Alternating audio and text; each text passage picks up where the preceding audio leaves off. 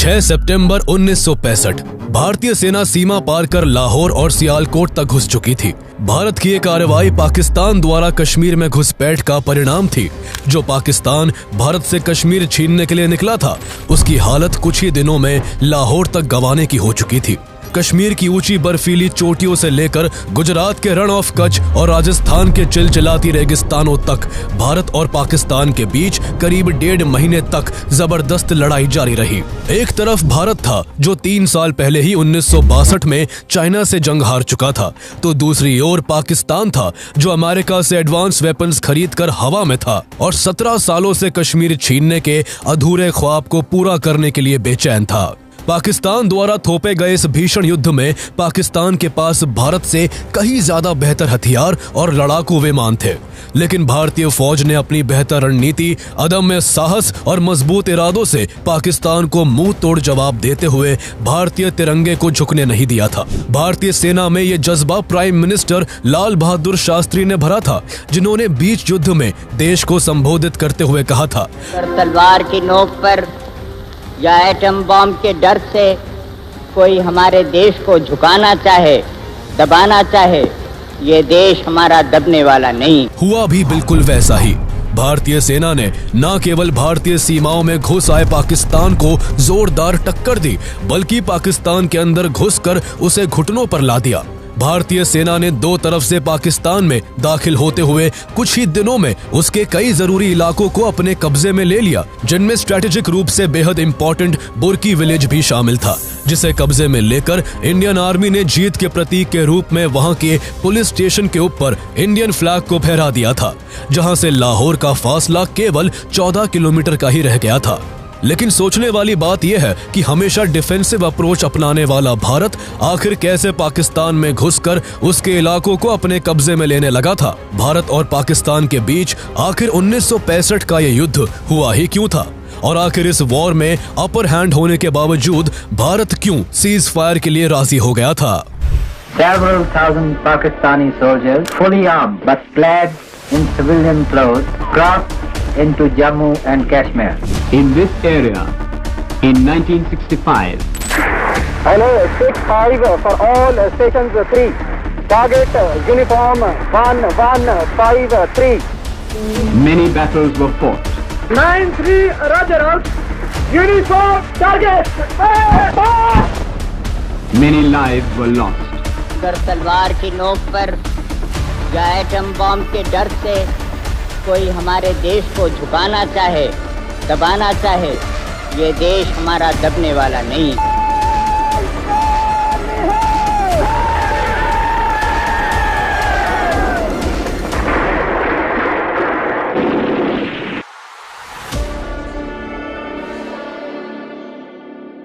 1947 में भारत को अंग्रेजों से आजादी के लिए बंटवारे का दंश झेलना पड़ा था।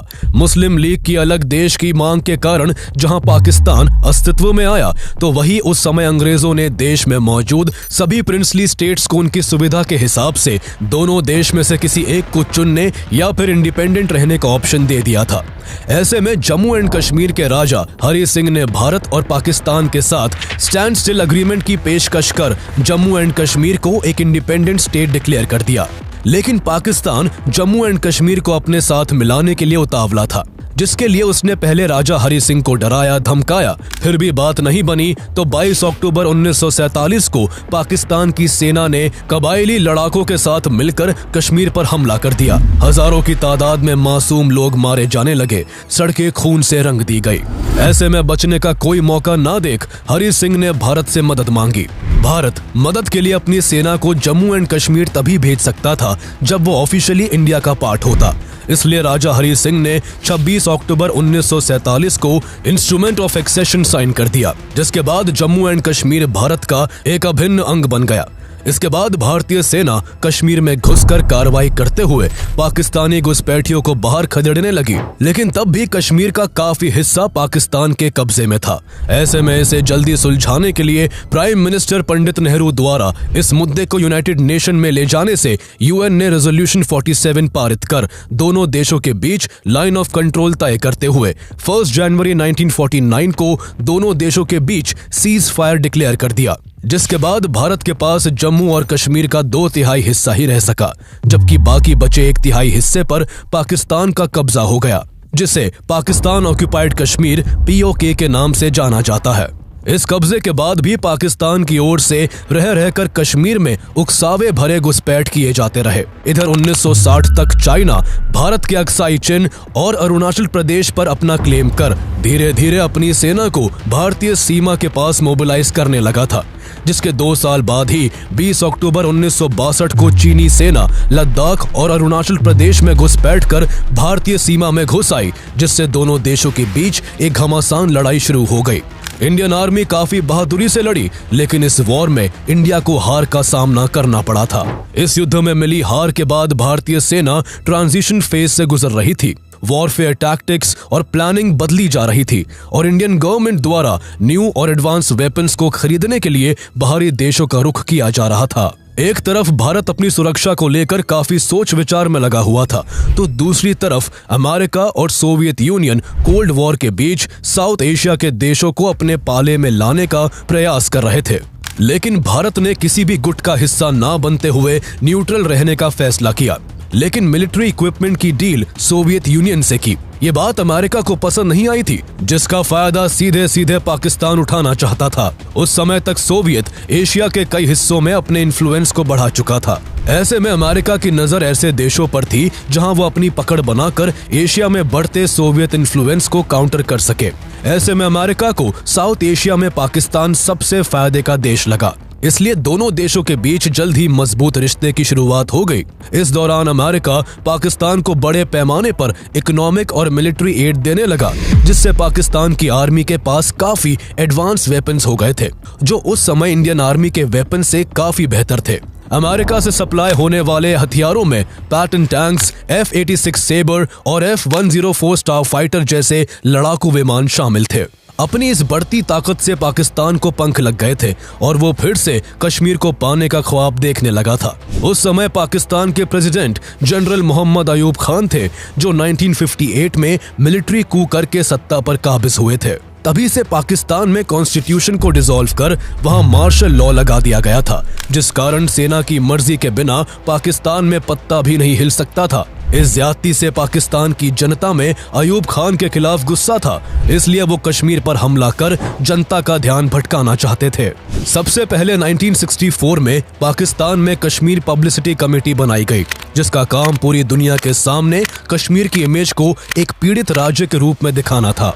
इस कमेटी ने पूरी दुनिया में ये झूठ फैलाने की कोशिश की कि कश्मीर में मुसलमानों पर अत्याचार हो रहे हैं, जिससे परेशान होकर वहां की जनता पाकिस्तान के साथ जुड़ना चाहती है। पाकिस्तान ने इस अभियान में फॉरेन जर्नलिस्ट और डिप्लोमेट्स को भी शामिल किया, ताकि कश्मीर के विषय पर एक तरफा भावनात्मक कहानी गढ़कर पाकिस्तान के पक्ष में जनमत तैयार किया जा सके।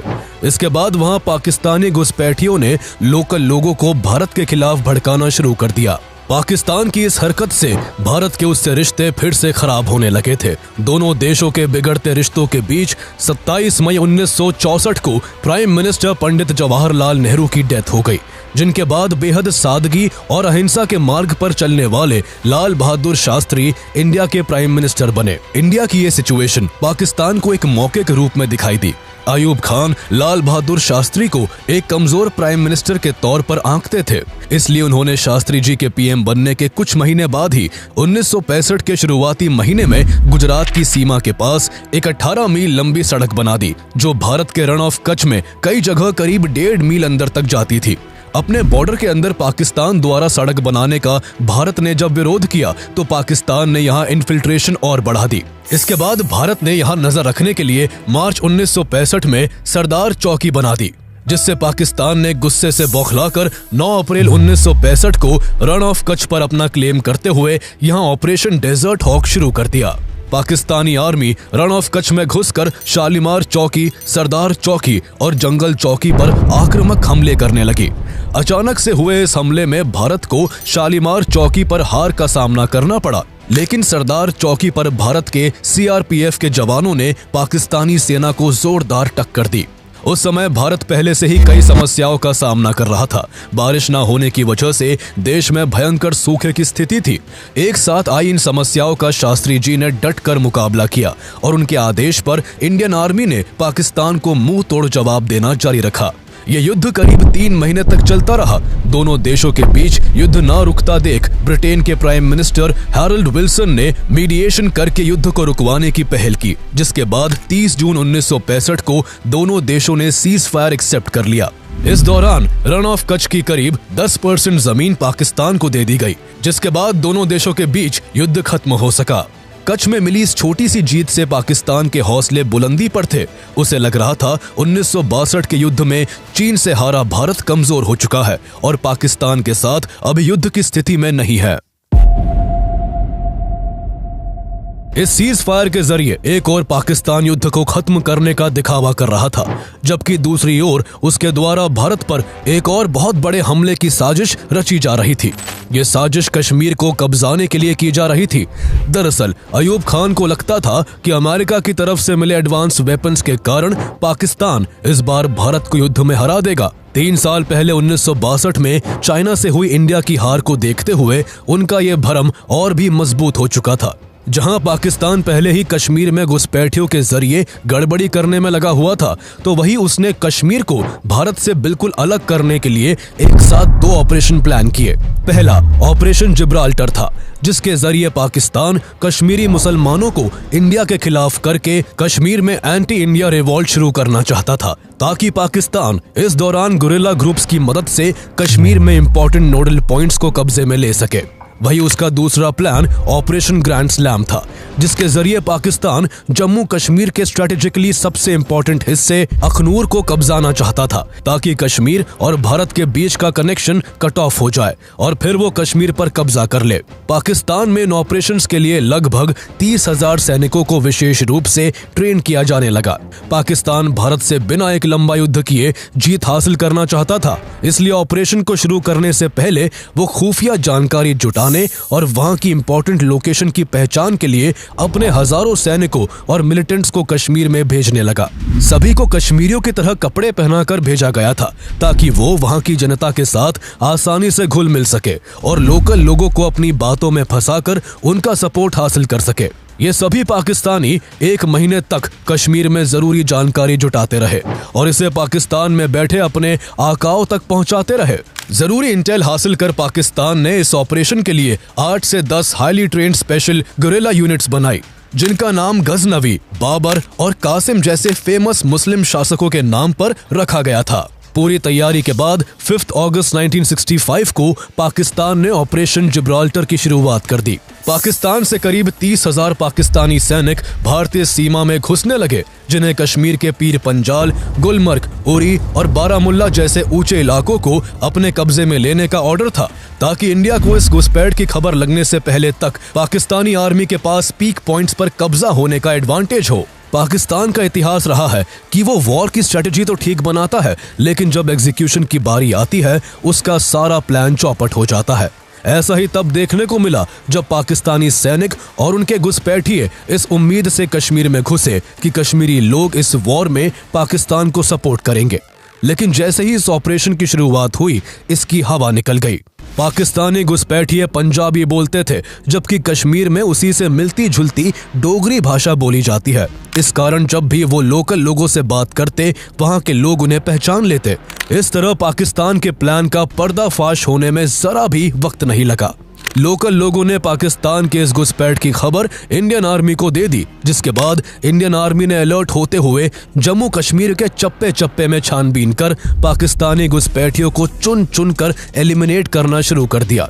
जल्दी ही सैकड़ों पाकिस्तानी घुसपैठिए न्यूट्रलाइज कर दिए गए, साथ ही उनमें से 4 को जिंदा पकड़ लिया गया। इंडियन आर्मी ने जब इनसे सख्ती की तो चारों ने जल्दी ही पाकिस्तान के इस पूरे ऑपरेशन के कच्चे चिट्ठे खोल कर रख दिए। ऑपरेशन जिब्राल्टर के दौरान पाकिस्तानियों की मंशा हमले के बीच एक radio station voice of Kashmir शुरू करने की भी थी, जिसके जरिए ये झूठ फैलाना था कि कश्मीर के लोगों ने हिंदुस्तान से बगावत कर दी है और कश्मीर भारत से अलग हो चुका है। इस दौरान खबरें रेडियो पर प्रसारित तो हुई, लेकिन पाकिस्तान से नहीं बल्कि भारत के ऑल इंडिया रेडियो के जरिए। जिस पर पाकिस्तान की इन करतूतों को पूरी दुनिया के सामने लाकर रख दिया गया। वहीं इंडियन आर्मी पाकिस्तानी घुसपैठियों को खदेड़ते हुए जम्मू कश्मीर के स्ट्रेटेजिक पॉइंट्स को उनसे फ्री करती जा रही थी। इंडियन आर्मी की ये कार्रवाई अगस्त के अंतिम दिनों तक जारी रही, जिस बीच 26 अगस्त 1965 को भारतीय सेना ने पीओके के अंदर घुसकर हाजी पीर पास पर हमला कर दिया। पीओके का हाजी पीर पास वो इलाका था जहां से पाकिस्तान की तरफ से इन्फिल्ट्रेशन हो रहा था। भारतीय सैनिकों ने पहाड़ी और दुर्गम रास्तों को पार करते हुए पाकिस्तानी ठिकानों को नेस्तनाबूद कर दिया और 3 दिनों की लगातार लड़ाई के बाद 28 अगस्त को हाजी पीर पास पर अपना कंट्रोल जमा लिया। हाजी पीर पास पर भारत की जीत से पाकिस्तान के घुसपैठ के सभी रास्ते बंद हो गए थे, जिससे घुसपैठिए उल्टे पांव पाकिस्तान भागने को मजबूर हो गए। भारत से बुरी तरह से मात खाने के बाद भी पाकिस्तान बाज नहीं आया और इस ऑपरेशन के फेल होने के बाद अगले दिन ही उसने second plan operation grand slam को लॉन्च कर दिया। इस बार पाकिस्तान की नजर जम्मू एंड कश्मीर के अखनूर क्षेत्र पर थी। पाकिस्तान अखनूर में चिनाब नदी पर बने एक ब्रिज को तोड़कर भारत को कश्मीर के साथ जोड़ने वाली इकलौती सड़क पर कब्जा जमाना चाहता था, ताकि भारत से कश्मीर का कनेक्शन ही ब्रेक हो जाए और कश्मीर तक इंडियन आर्मी अपने सैन्य सामान ही न ला पाए। पाकिस्तान अखनूर में हमला करके भारत की इसी सप्लाई लाइन को कट ऑफ करना चाहता था। इसी मकसद के साथ 1 सितंबर 1965 को सुबह 3:30 बजे पाकिस्तानी आर्मी भारी संख्या में तोपों और टैंकों के साथ बॉर्डर क्रॉस कर तेजी के साथ अखनूर की तरफ बढ़ने लगी।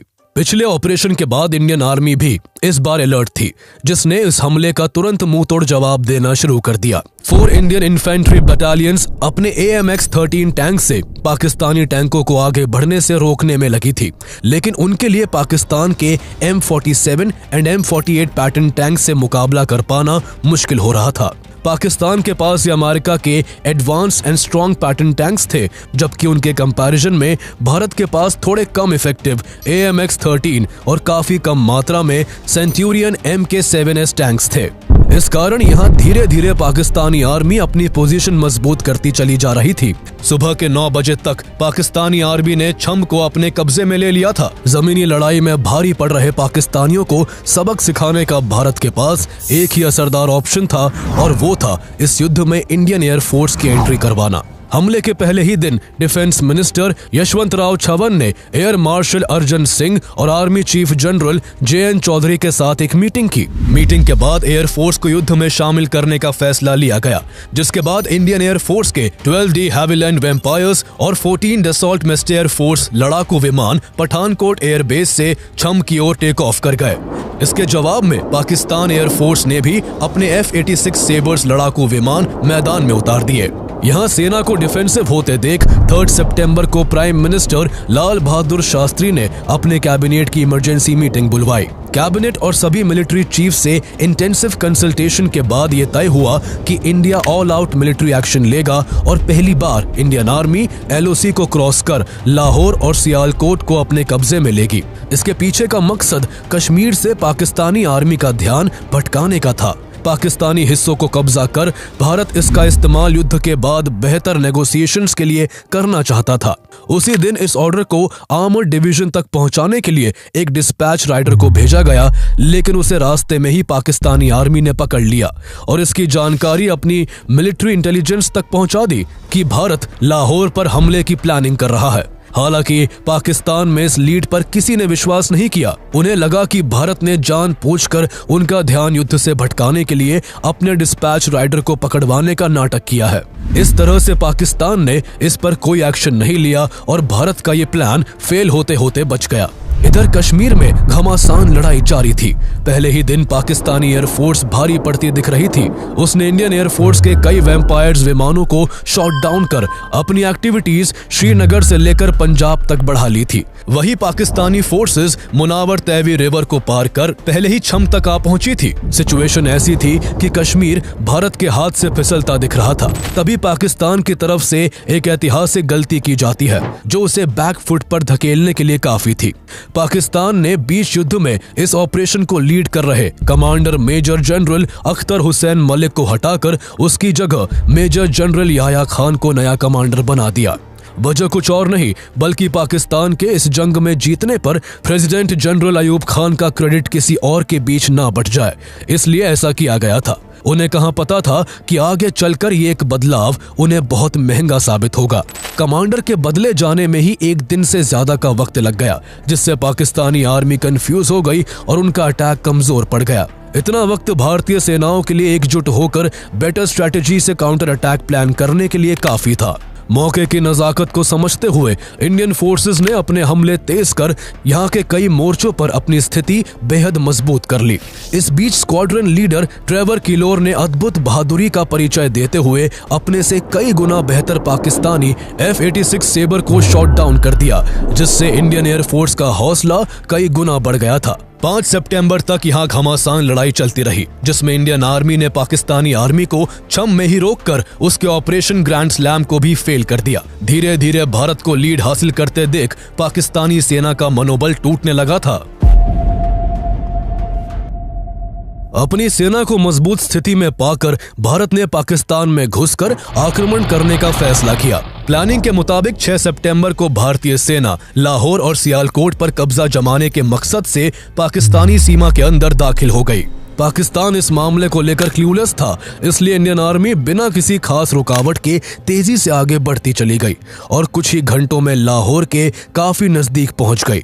मेजर जनरल निरंजन प्रसाद के नेतृत्व में इंडियन आर्मी की 15th इन्फेंट्री डिवीजन ईचोगिल कैनाल को पार करके पाकिस्तान के बटापुर तक घुस जाती है। 15th इन्फेंट्री डिवीजन को पीछे से एक टैंक रेजिमेंट भी सपोर्ट कर रहा था, जो शर्मन टैंक से लैस था। कुछ ही समय में भारतीय सेना ने आगे बढ़ते हुए लाहौर इंटरनेशनल एयरपोर्ट के बेहद नजदीक पहुंचकर एक गांव में अपना डेरा डाल लिया। अगले दिन की सुबह जब पाकिस्तान नींद से जागा, तब उसे पता चला कि भारतीय सेना उसके सर पर बैठी हुई है। भारतीय सेना के लाहौर में घुस आने की खबर जब अयूब खान को लगी तो उनके पैरों तले जमीन खिसक गई, क्योंकि फॉरेन मिनिस्टर जुल्फिकार अली भुट्टो और फॉरेन सेक्रेटरी अजीज अहमद उन्हें ये यकीन दिलाने में लगे हुए थे कि भारत कभी भी पाकिस्तान की सीमा में प्रवेश नहीं करेगा।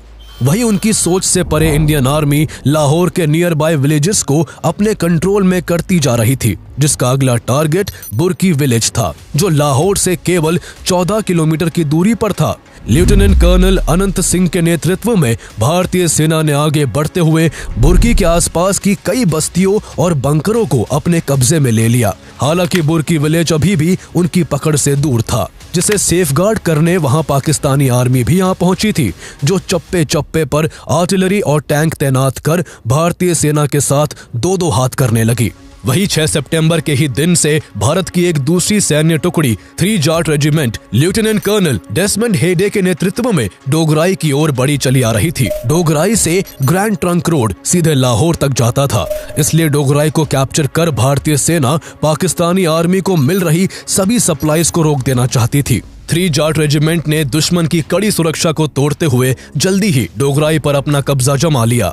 पाकिस्तानी आर्मी इस अनएक्सपेक्टेड हमले के लिए बिल्कुल तैयार नहीं थी, लेकिन डोगराई पर इंडियन आर्मी का कब्जा होता देख पाकिस्तान ने भी मोर्चा संभालते हुए यहां हवाई हमले शुरू कर दिए। पाकिस्तान के जबरदस्त पलटवार से जल्दी ही भारतीय सैनिकों को डोगराई से पीछे हटना पड़ा था, लेकिन उन्होंने डोगराई को फिर से अपने नियंत्रण में लेने के लिए डोगराई के ही पास संतपुरा विलेज में कब्जा जमाए रखा। यहाँ से इंडियन आर्मी का फोकस डाइवर्ट करने के लिए उसी रात पाकिस्तान ने अपने 180 ट्रूपर्स को C-130 हरक्यूलस ट्रांसपोर्ट जेट्स के जरिए भारत के पठानकोट, आदमपुर और हलवारा एयरबेस पर हमला करने के लिए भेजा, लेकिन यहाँ भी उन्हें मुंह की खानी पड़ी। इंडियन फोर्सेस पहले से ही इस हमले को नाकाम करने के लिए तैयार बैठी थी। भारतीय वायुसेना ने पाकिस्तान के जेट्स को खदेड़ना शुरू कर दिया। भारतीय पायलटों ने दुश्मन के कई लड़ाकू विमानों को हवा में ही नष्ट कर दिया, जिससे धीरे धीरे पाकिस्तान के हवाई हमलों की गति कमजोर पड़ने लगी। हमले की सूचना पाकर लोकल पुलिस भी सेना का साथ देने आ गई, जिसके बाद पाकिस्तानी कमांडोज का हाल ये हुआ कि 180 में से केवल 20 कमांडोज ही वापस पाकिस्तान जा सके, जबकि 22 मारे गए और 138 को बंदी बना लिया गया। पाकिस्तान की इस हार के पीछे सबसे बड़ा कारण कोई प्रॉपर ब्रीफिंग और एडिक्वेट प्लानिंग ना होना था। वो हमला करने की जल्दबाजी में एक के बाद एक कई मोर्चों पर भारतीय सेनाओं से शिकस्त खा रहा था। ऐसे ही पाकिस्तान ने 7 सितंबर को नेवल वेसल्स की मदद से गुजरात के द्वारका शहर में भारी बॉम्बार्डमेंट करके ऑपरेशन द्वारका की शुरुआत कर दी। ऐसा करके पाकिस्तान नदन फ्रंट पर भारी पड़ रही इंडियन एयरफोर्स का ध्यान इस तरफ डाइवर्ट करना चाहता था। साथ ही पाकिस्तान यहां इंडियन नेवी के रेडार इंस्टॉलेशंस को भी डिस्ट्रॉय करना चाहता था। लेकिन इस हमले का भी पाकिस्तान को कोई खास फायदा नहीं हुआ। इंडिया इस वॉर में नेवी कॉन्फ्लिक्ट नहीं चाहता था, लेकिन फिर भी पाकिस्तानी नेवी के इस हमले पर इंडियन नेवी ने जल्दी ही काबू पा लिया। हालांकि इस हमले में इंडियन नेवी को काफी नुकसान भी उठाना पड़ा था। इसलिए इस वॉर के बाद इंडियन गवर्नमेंट को नेवी को और मजबूत करने की जरूरत महसूस हुई थी, जिसके लिए बाद में कई गुना बजट भी बढ़ाया गया। वहीं इस हार से बौखलाए पाकिस्तान ने 8 सितंबर को एक नया दांव खेलते हुए ऑपरेशन वाइंड अप की शुरुआत कर दी। इस ऑपरेशन के जरिए पाकिस्तान लाहौर और सियालकोट के मोर्चे पर भारतीय सेना को रोकने के साथ साथ भारतीय सीमा में घुसकर पंजाब के अमृतसर और राजस्थान के मुनाबाव पर कब्जा जमाना चाहता था। इसी मोटिव के साथ जहां उसकी एक सैन्य टुकड़ी अमृतसर की तरफ कूच करने लगी, तो वही एक पाकिस्तानी सैन्य टुकड़ी राजस्थान की तरफ से बॉर्डर क्रॉस कर यहां मुनाबाव में भारतीय पुलिस चौकियों पर कब्जा जमाने के लिए आगे बढ़ती चली आ रही थी। पाकिस्तान की बढ़ती गतिविधियों को देखते हुए भारतीय सेना की 5th Maratha light infantry regiment इस चौकी पर तैनात राजस्थान पुलिस को सपोर्ट करने आ पहुंची। भारतीय सैनिकों ने 24 घंटे तक बहादुरी से यहां मोर्चा संभाले रखा, लेकिन पाकिस्तानी सेना की भारी गोलीबारी और हमलों के चलते स्थिति बहुत गंभीर हो गई थी। यहां उनका पलड़ा भारी होता जा रहा था, इसलिए एक और रेजिमेंट को यहां मदद के लिए भेजा गया। लेकिन पाकिस्तानी एयरफोर्स ने पूरे क्षेत्र पर हवाई हमले शुरू कर दिए और गदरा रोड रेलवे स्टेशन के पास अतिरिक्त सुरक्षा बल के साथ आ रही ट्रेन पर भी हमला कर उसे वहीं रोक दिया। इससे यहां लड़ रही 5th Maratha light infantry regiment कमजोर पड़ गई और अगले कुछ दिनों में पाकिस्तानी सेना ने मुनाबाव को अपने कब्जे में ले लिया।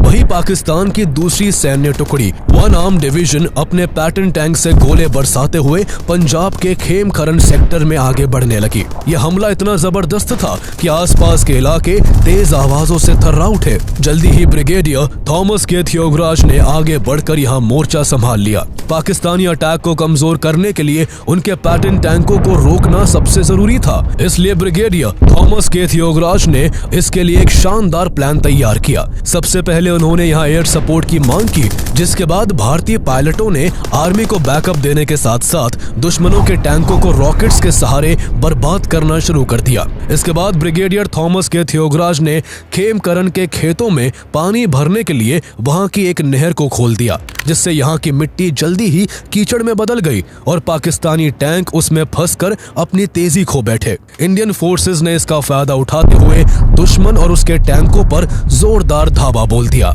इस तरह 9 सितंबर तक इंडियन फोर्सेस ने यहाँ खेमकरन गांव में अपनी स्थिति काफी मजबूत कर ली थी।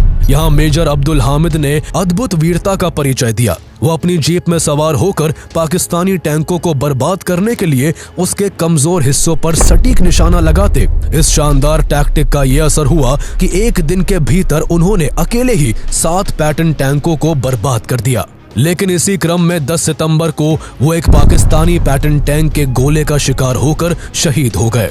आगे चलकर उनकी इस वीरता के लिए भारत सरकार ने उन्हें परमवीर चक्र से सम्मानित किया।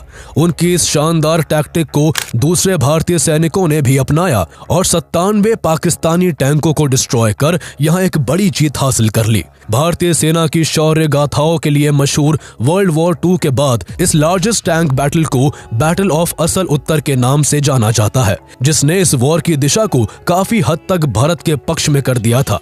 वहीं लाहौर के पास मौजूद बुर्की को भी अपने कंट्रोल में लेने के लिए भारतीय सैनिकों की कोशिश रंग ले आई थी और उन्होंने 9 सितंबर तक बुर्की मोर्चे के अधिकांश हिस्से पर अपना कब्जा जमा लिया था। इस जीत के बाद भारतीय सेना ने यहां से पाकिस्तानी सैनिकों को खदेड़ दिया और उनके बंकरों को तहस नहस कर अपने विजय के प्रतीक के रूप में वहां तिरंगा फहरा दिया।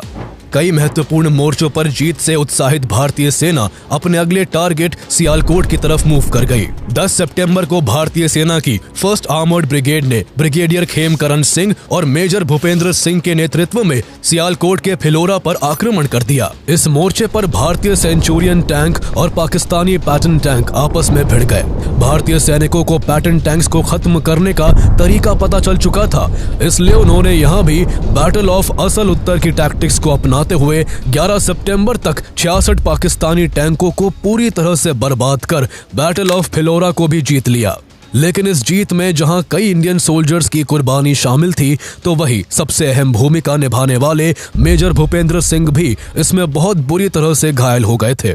ट्रीटमेंट के लिए जब उन्हें दिल्ली लाया गया था तो खुद लाल बहादुर शास्त्री उनसे मिलने गए थे। शास्त्री जी को देखते ही मेजर भूपेंद्र सिंह की आंखों से आंसू निकल आए। जब उनसे शास्त्री जी ने इसका कारण पूछा तो उनका जवाब था कि ये आंसू मेरे दर्द के लिए नहीं, बल्कि खड़े होकर अपने प्राइम मिनिस्टर को सल्यूट ना कर पाने की वजह से है। मेजर भूपेंद्र सिंह को बचाया नहीं जा सका और बाद में उनकी बहादुरी के लिए उन्हें महावीर चक्र से सम्मानित किया गया। जारी युद्ध के बीच भारत डिप्लोमेटिक लेवल पर भी इस युद्ध का आकलन कर रहा था। दरअसल यूएन सीज फायर कर इस युद्ध को रोकना चाहता था, लेकिन भारत और पाकिस्तान दोनों ही इसके लिए राजी नहीं थे।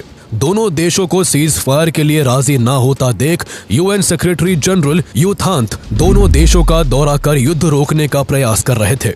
यूएन के सीज फायर के प्रपोजल को ध्यान में रखते हुए 13 सितंबर को शास्त्री जी ने कैबिनेट और सभी सेना प्रमुखों के साथ एक इमरजेंसी मीटिंग की, जिसमें यह चर्चा हुई कि अगर भारत सीज फायर के लिए राजी हो जाता है तो इससे देश को कितना फायदा और कितना नुकसान हो सकता है। भारत उस समय काफी अच्छी पोजीशन में था और भारतीय सेना ने पाकिस्तान के अंदर घुसकर उसके कई इलाकों को जीत लिया था। इसलिए कैबिनेट ने शास्त्री जी को सीज फायर न करने की सलाह दी। इस वजह से भारत ने यह युद्ध जारी रखने का निर्णय लिया। तब तक भारतीय सेना सियालकोट सेक्टर के चाविंडा को अपने कब्जे में लेने के लिए कूच कर चुकी थी। 14 सितंबर को भारतीय सेना ने लेफ्टिनेंट कर्नल टारापोरे की अगुवाई में चाविंडा पर हमले शुरू किए। यहाँ कई दिनों तक घमासान लड़ाई चलती रही, लेकिन जीत हार का फैसला नहीं हो सका। दोनों ही ओर से सैकड़ों सैनिक अपने देश के लिए शहीद हो गए, जबकि सैकड़ों टैंक धराशायी हो गए। Indian army chief JN Chaudhuri Chawinda पर कब्जा करना चाहते थे, क्योंकि ये लोकेशन लाहौर और सियालकोट को कनेक्ट करती है। यहाँ इंडिया की जीत से पाकिस्तान अलग थलग पड़ जाता और उसे इंडिया की शर्तों पर नेगोशिएशन के लिए राजी होना पड़ता। भीषण युद्ध के बीच यूनाइटेड नेशन ने 20 सितंबर को रेजोल्यूशन 211 पास कर एक बार फिर दोनों देशों से सीज फायर करने की अपील की। उसी दिन यूएन की मांग को ध्यान में रखते हुए prime minister Lal Bahadur Shastri army chief JN Chaudhuri से मिले और पूछा कि अगर ये युद्ध कुछ दिन और यूं ही चलता रहा तो क्या भारत को एक शानदार जीत मिल सकती है। 13 सितंबर को अपनी जीत को लेकर श्योर JN चौधरी उस दिन कोई सेटिस्फैक्टरी आंसर नहीं दे पाए। ये वॉर पूरी तरह से किसी के पाले में तो नहीं था, लेकिन इसमें भारत को बढ़त जरूर हासिल थी। इस वॉर के चलते जहां पाकिस्तान के कंट्रोल में इंडिया की 550 स्क्वायर किलोमीटर की टेरिटरी थी, तो वही भारत पाकिस्तान के 1920 स्क्वायर किलोमीटर के इलाके को अपने कब्जे में ले चुका था। इस बढ़त के बावजूद ऐसे बहुत से फैक्टर्स थे जो इस वॉर पर इम्पैक्ट डाल रहे थे। ये वजह इतनी बड़ी थी कि वॉर में अपर हैंड होने के बाद भी भारत ने यूएन द्वारा प्रपोज किए सीज फायर को पाकिस्तान से पहले एक्सेप्ट कर सबको हैरानी में डाल दिया। जीत की स्थिति में होने के बावजूद भारत का सीज फायर एक्सेप्ट करने के पीछे कई कारण थे। पहला मेन रीजन देश की इकोनॉमिक कंडीशन थी। 3 साल में दो युद्ध करने से भारत की इकोनॉमिक कंडीशन काफी खराब हो गई थी और युद्ध लंबा खिंचने से ये स्थिति और भी खराब हो सकती थी। वॉर की वजह से देश के लगभग हर सेक्टर पर काफी बुरा इम्पैक्ट पड़ रहा था। ये वो समय था जब वीट की सफिशिएंट सप्लाई तक के लिए भारत अमेरिका की PL 480 स्कीम पर डिपेंडेंट था। भारत के इस तरह युद्ध में शामिल होने से अमेरिकन प्रेसिडेंट लिंडन जॉनसन गेहूं के एक्सपोर्ट को रोकने की धमकी देते रहते थे।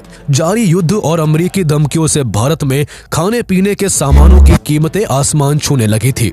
वही 1962 के युद्ध के बाद भारत का डिफेंस बजट काफी भी बढ़ गया था।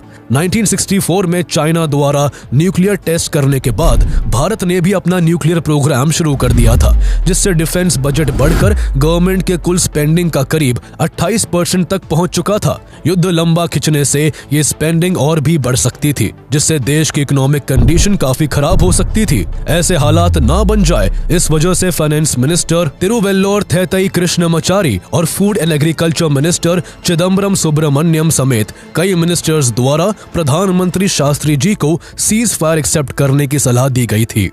सीज फायर एक्सेप्ट करने के पीछे दूसरा कारण इंडिया का इंटरनेशनल लेवल पर डिप्लोमेटिक रूप से अकेला पड़ना था।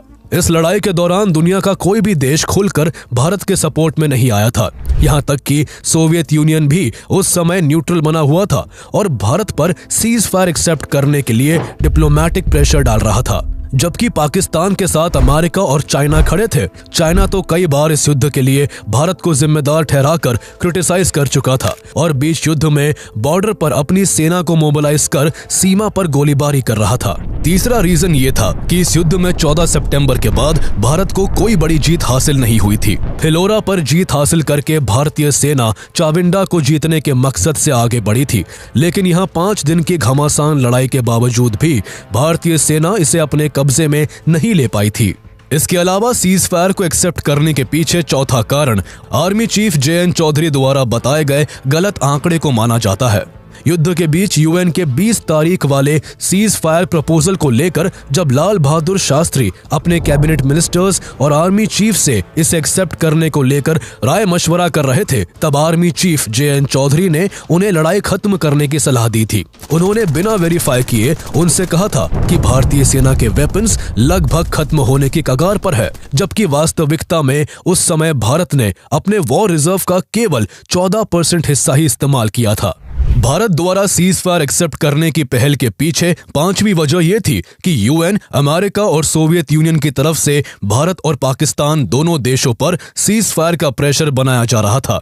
ऐसे में शास्त्री जी का मानना था कि भारत अगर आगे से सीज फायर डिक्लेयर करेगा तो इससे इंटरनेशनल लेवल पर एक अच्छा मैसेज जाएगा और ये भारत के लिए एक डिप्लोमेटिक जीत होगी। उनका अनुमान यह भी था कि इसके बाद भी पाकिस्तान सीज फायर करने में आनाकानी करेगा और ऐसे में पाकिस्तान द्वारा युद्ध जारी रखने पर उसके हमलों का भारतीय सैनिकों द्वारा मुंह तोड़ जवाब देना जारी रखा जाएगा। इन सभी बातों को मद्देनजर रखते हुए भारत ने 21 सितंबर को सीज फायर एक्सेप्ट कर युद्ध पर विराम लगाने की पहल कर दी थी।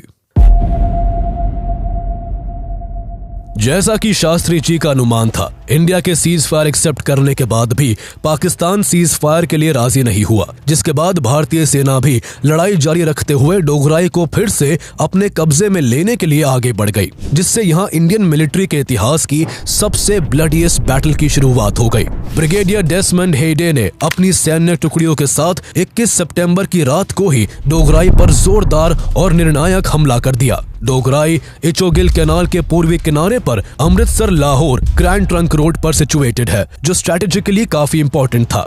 डोगराई को अपने कब्जे में लेने से भारत इस जंग में और भी अच्छी पोजीशन में पहुंच जाता। 6 सितंबर के बाद से भारतीय सेना इसे फिर से जीतने के कई प्रयास कर चुकी थी, लेकिन सफल नहीं हो पाई थी। पाकिस्तान ने यहाँ अपनी पूरी ताकत झोंक दी थी। इस मोर्चे पर उसके सैनिक तादाद में भारतीय सैनिकों से लगभग डबल थे। वहीं जगह जगह पाकिस्तानी टैंक्स तैनात थे। इसलिए डेसमंड हेडे ने यहाँ जीत हासिल करने के लिए अपनी सेना का मनोबल बढ़ाते हुए कहा कि एक भी आदमी पीछे नहीं हटेगा, जिंदा या मुर्दा अब हम सब डोगराई में ही मिलेंगे। अपने कमांडर के जोशीले अंदाज से भारतीय सेना के मनोबल में काफी बढ़ोतरी हुई और रात के करीब 12 बजे अंधेरे का फायदा उठाकर भारतीय सैनिकों ने 2 अलग अलग दिशाओं से डोगराई को घेर लिया। पहली बार में भारतीय सैन्य टुकड़ी को कुछ खास सफलता हाथ नहीं लग सकी, क्योंकि पाकिस्तान की सेना यहाँ पहले से ही ट्रेंचेस में छुपी हुई थी और वहीं से भारतीय सेना पर लगातार हमले कर रही थी। भारतीय सेना के लिए उन्हें खाइयों से निकालना जरूरी था, इसलिए जल्दी ही 3 जाट रेजिमेंट के वीर सपूत खाइयों में घुस गए, जिसके बाद बंदूकों और गोले बारूद से लड़ी जा रही लड़ाई अब हाथों और पैरों से भी लड़ी जाने लगी।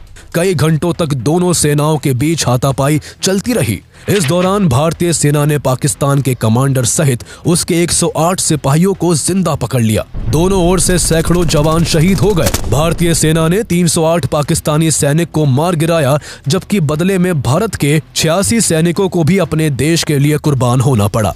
इसी के चलते 22 सितंबर की सुबह 6 बजे तक भारतीय सेना ने डोगराई पर कब्जा कर वहां भारतीय तिरंगा फहरा दिया। भारत अब लाहौर को जीतने के एकदम करीब पहुंच चुका था और इसके लिए यहां अपने टैंकों को मोबिलाइज भी करना शुरू कर दिया था। भारत की इस जीत से पाकिस्तान की हालत खराब हो गई। पाकिस्तान पहले ही अपने काफी इलाके भारत के हाथों गवा बैठा था। उसके लिए कहीं सिचुएशन और वर्स ना हो जाए, इसलिए अयूब खान भी सीज फायर के लिए राजी हो गए। दोनों देशों के द्वारा सीज फायर एक्सेप्ट करने के अगले ही दिन 23 सितंबर को दोनों देश की सेनाएं अपने अपने देश की ओर कूच करने लगी और इसके साथ ही सेकेंड वर्ल्ड वॉर के बाद लड़ी गई सबसे भीषण लड़ाई खत्म हो गई। इस लड़ाई में भारत से मिली हार के बाद अयूब खान इतने निराश थे कि एक बार अपने कैबिनेट के साथ बैठक में उन्होंने कहा कि एक बात मैं साफ कर देना चाहता हूं कि पाकिस्तान 50 लाख कश्मीरियों के लिए 10 करोड़ पाकिस्तानियों की जिंदगी को कभी खतरे में डालने की गलती नहीं करेगा।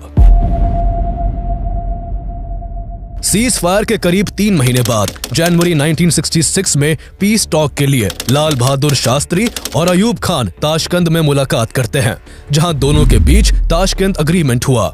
इस समझौते में दोनों देशों ने युद्ध के दौरान अरेस्ट किए गए सैनिकों को लौटाने और कब्जाए क्षेत्रों को वापस करने का फैसला किया। लेकिन इस समझौते के जस्ट अगले ही दिन 11 जनवरी 1966 को लाल बहादुर शास्त्री की रहस्यमयी परिस्थितियों में मौत हो गई। उनकी डेथ से पूरे भारत में शोक की लहर थी और हर कोई उनकी इस अचानक से हुई मौत का कारण जानना चाहता था। बाद में उनकी मौत के पीछे हार्ट अटैक बताया गया, लेकिन कई एक्सपर्ट समेत भारत का एक बड़ा वर्ग आज भी इसको झूठ मानता है और दशकों से उनकी डेथ के पीछे किसी साजिश का अंदेशा जताया जाता रहा है।